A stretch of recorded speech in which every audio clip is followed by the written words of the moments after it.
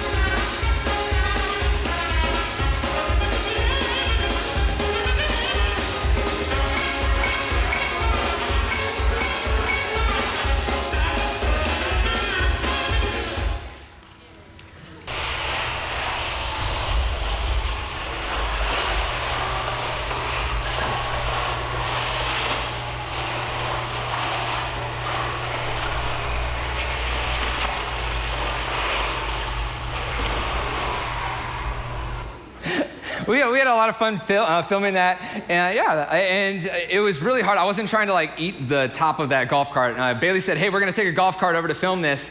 And so all of us were already in the suits already trying to figure out what we were gonna do. And so we were able to pile into the golf cart. Go ahead and just see what it was look like. This is us piled all in the golf cart.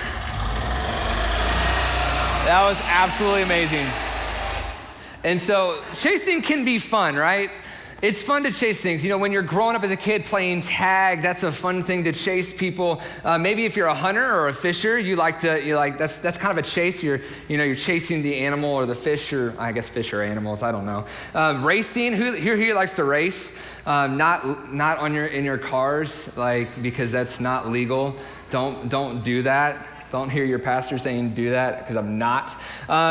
If you kind of want to think about this in a weird way, dating can be kind of like a chase, right? You know, who said no?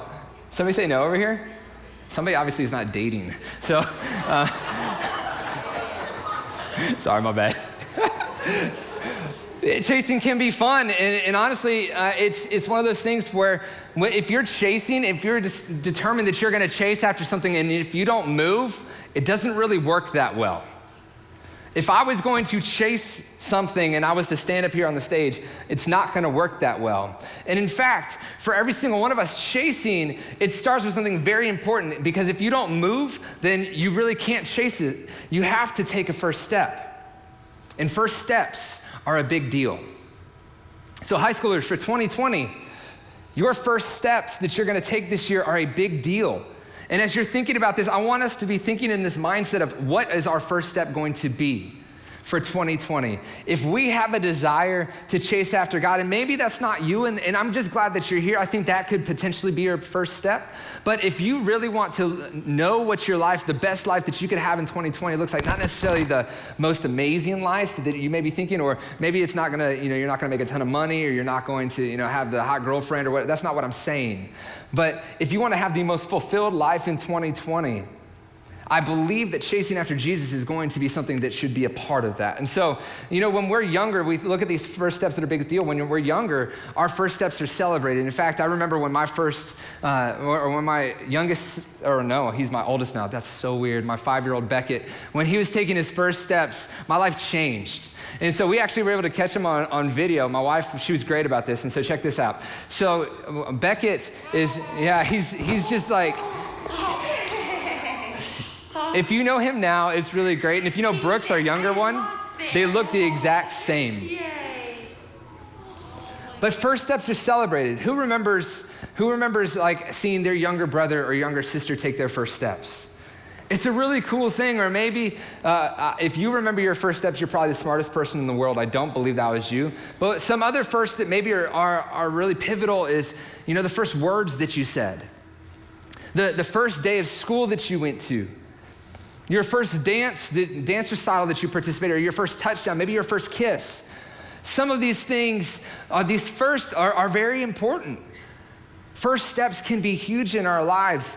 And so I want to just ask, because, sometimes I don't feel like first steps are really treated the same way as you get older. I think we sometimes get a little bit used to the first, or we get used to things and we don't make a big deal about them. And so I want to ask you, when was the last time a step that you took was celebrated? When was the last time a step you took was celebrated? Because we celebrate what we value. In today's day and age, the word culture is thrown out a whole lot. And I believe that culture is not what you say, but culture is what you celebrate. Culture is not what you say, but it's what you celebrate. And so I want to ask, what is it that you celebrate? Part of our culture here at PTSM, and we want to say, is we want to understand what God celebrates, and we want to celebrate what God celebrates. And so you may be asking, well, Garrett, what does God celebrate? And I want you to think, what are some things that you think God might celebrate? Maybe it's going on a mission trip to you. You may think God celebrates going on a mission trip, or it's like getting baptized, or helping other people, find or follow Jesus. Those are things that we definitely believe in. And we definitely believe those are huge, because those are huge moments, and you better believe that we celebrate those. But I think that we limit God sometimes based upon the size of what we think God actually celebrates. And I want to tell you that I believe that God celebrates not only the big things, but he celebrates the small things as well. And so as we look at these things, I want us to understand a couple things. You don't have to just go to Africa to build a well for God to celebrate what God is doing, or what he's doing in your life. He cares about the moments when you decide to turn your cell phone off for 2 minutes and to pray for somebody. He celebrates those moments when you're sitting here and you feel like everything is going just absolutely terribly, and you say, God, I don't know what to do. Will you help me? He celebrates those moments because God celebrates the big and small steps that you take for him. And as we look in 2020 about this whole chase, I want us to start in the Gospel of Luke. And the Gospel of Luke is just Luke's account of his time with Jesus. So in Luke chapter 5, we see this guy named Levi. You may know him as under a different name named Matthew, but Levi is a dude that Jesus saw, that he met, and Levi's life was changed forever because of a step that he took. And so let's check this out in Luke chapter 5, verses 27 and 28. After this, Jesus went out and saw a tax collector by the name of Levi sitting at his tax booth. Follow me, Jesus said. And Levi got up, left everything, and followed him. I don't want you to miss this, because this is pretty big. After this, Jesus went out and saw a tax collector. Tax collectors in those days were not good dudes. He was a dude that nobody liked because he was actually one of the legal criminals. If you remember Robin Hood, who likes Robin Hood? And anybody like that Disney movie growing up? Yeah, a few of you. It wasn't my favorite. Aladdin's the best, and Lion King's a close second. And if you want to, fight me on that, just go ahead, step up. I'm scared. I'm right, you're wrong. And I've got the mic. So when I think about Robin Hood, you have, Robin Hood was robbing from the rich to give to the poor. And there was a tax collector, and he was going around taking taxes, and that's what Levi would do. He would actually take more taxes than what were owned because he was taking off the top so he could pay himself a little bit. What would you do if that was your life? If you had like somebody who's coming around and say, hey, I need a quarter from you, or hey, I need $25 from you, and he really only needed like 10, he's like keeping 15, that'd be pretty messed up, right? Because who has a lot of money? If you raise your hand, then we need to be best friends. I just don't think. So he says in Luke 5:27-28, after this, Jesus went out and saw a tax collector by the name of Levi sitting at his tax booth. Follow me. Jesus said, follow me. Maybe tonight Jesus is saying to you, follow me. Follow me. And Levi got up, left everything, and followed him. This may seem like something that's not really a big deal because it's like, oh, it's only 2 verses, Garrett. It's not really a lot of action that's happened. Where no, you don't see anybody making a movie about this. And what we need to understand in this whole chase, that there is not only something that we have an action in, but something that God is doing in the midst of what we see going on. And the first thing that we see is that Jesus saw Levi. Jesus saw Levi, this tax collector, and he talks to him. Again, these dudes were not really cool people. They were not people that everybody wanted to hang out with. In fact, not only did they rob from people and keep for themselves some of these taxes, but they actually flaunted it too.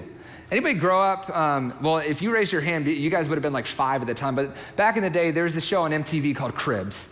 And maybe you saw like a rerun or something, saw something on YouTube, but Cribs, the whole point of the show was you had people who were so rich that they said, we want to show you how rich we are, we're gonna show you our house. And so they would have people like houses like this up here. And you're sitting here thinking like, okay, well, that's like just a little bit bigger than my house. I don't know. I know Frisco is rich, but that's not me. That's not my life. And when I think about it, nobody likes to show it all. Like a person who shows off. Nobody likes that type of person. And the tax collectors, and Levi would have been this guy who's not only robbing, but he's showing off that he's taken from them. Like, you just want to walk up to him and punch him in the face. I don't know why, but he's just probably just got a face that is very punchable.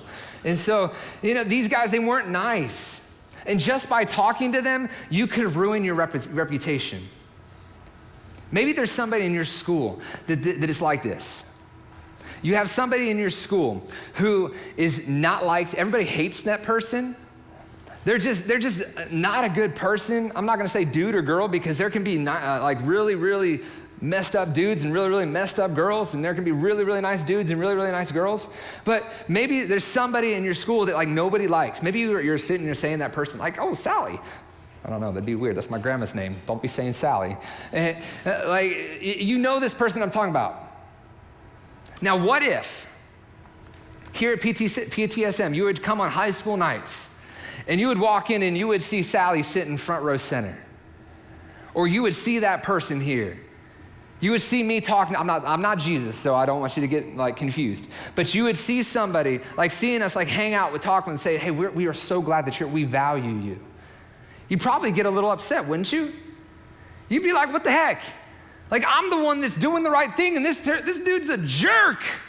And you're hanging out. And that's what these people, there are a lot of people named Pharisees, they were looking at Jesus and saying, why would you do this? Why would you do this?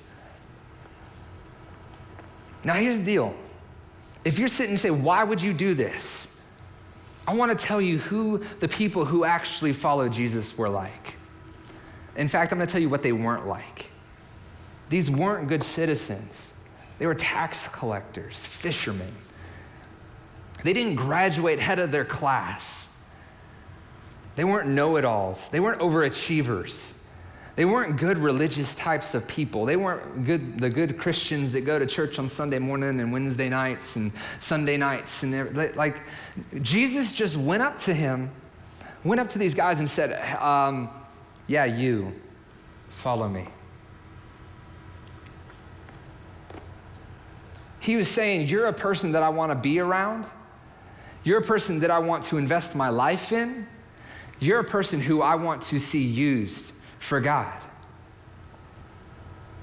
The cool thing about it is Jesus didn't say, hey, I need you to get all your stuff together and figure it out and then come follow me. He said, no, right now I want you to follow me. And here's what Levi did. And in case you just missed it, it says in verse 28, Levi got up, left everything, and followed him. Right now, Jesus is just saying, right here, right now, just do it. And he simply took a step away from his table, the table that he was sitting at, the tax table that he was sitting at, and he took a step towards Jesus. And in so, he was demonstrating a powerful idea that you and I do not want to miss. Chasing Jesus starts with a step. Chasing Jesus starts with a step. You may be saying, Garrett, I've been following Jesus for a while. I've been taking many steps.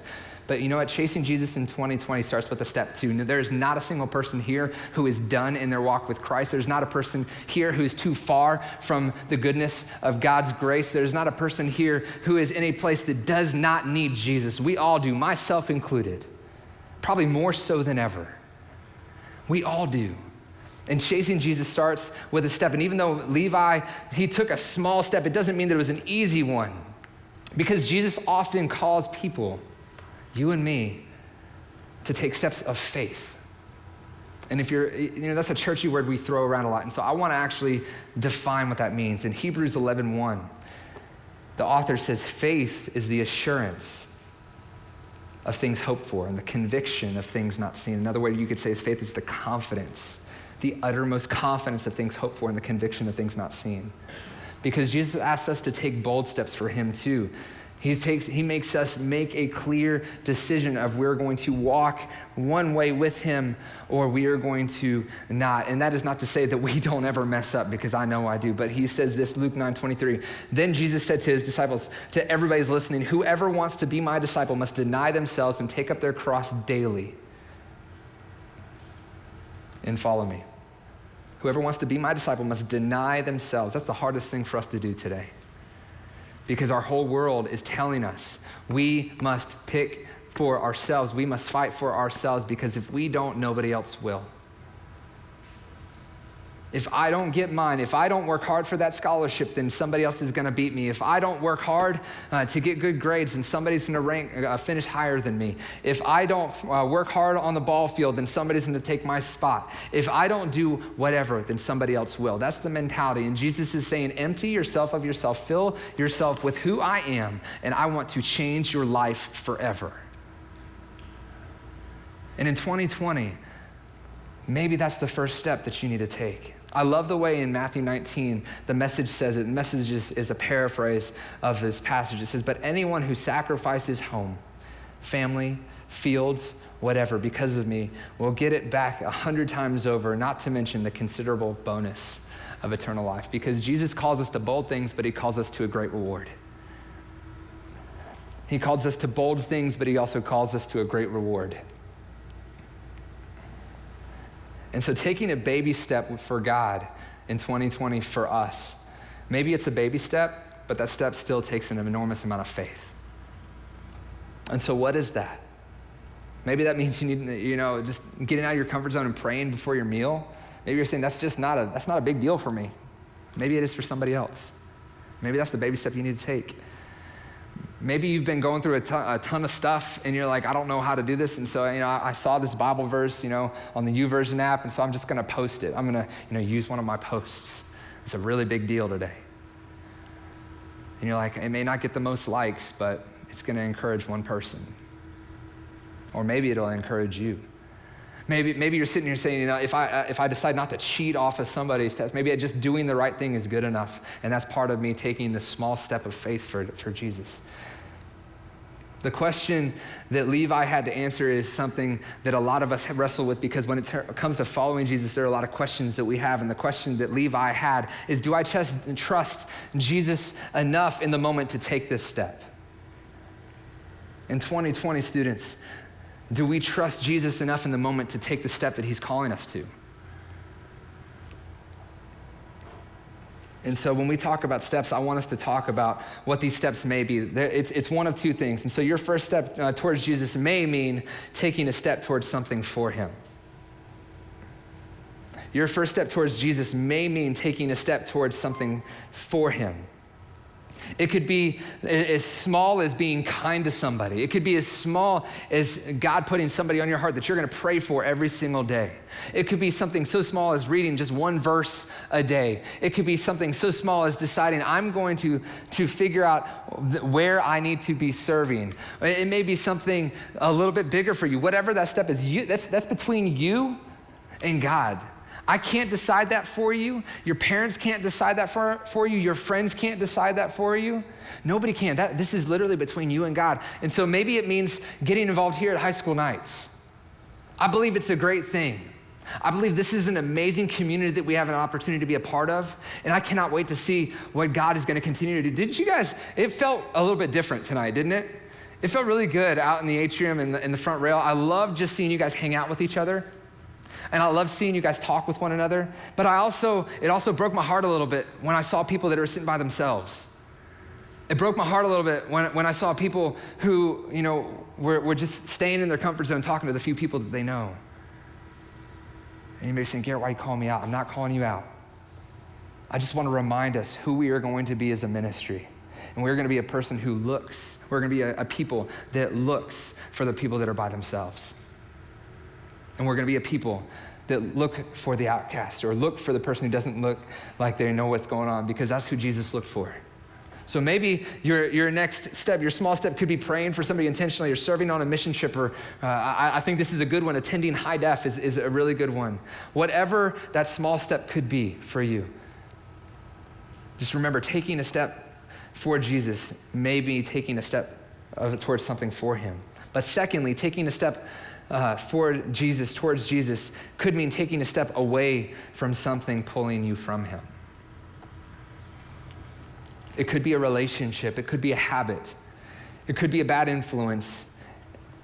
And I think the hardest one, if we're honest, is it could be our comfort zone. Taking a step away from something could be as simple as us saying, God, I want and I need your direction more than I need to believe that my direction is right. And that's hard. That's really, really hard. And so whatever your steps towards Jesus could be, they don't always have to be dramatic and extreme, because even small steps are a big deal to God. But as we take steps in 2020, my prayer would be is we just figure out what that first step is.